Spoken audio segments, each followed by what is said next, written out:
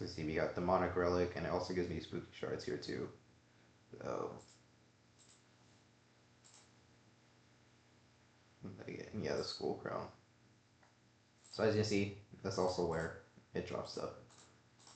So alright, I'm gonna go finish this. That's it for the video. That's all the ways you can get accessories, relics, and spooky shards to do stuff for Halloween update. They haven't finished adding everything because, as you can see, there is still other shadows to be had, and there is also more relics to be found. So they'll probably add all that tomorrow for the most part, because I think that's what they said they were doing. So I'll go ahead. See you on the next one. Have a good one.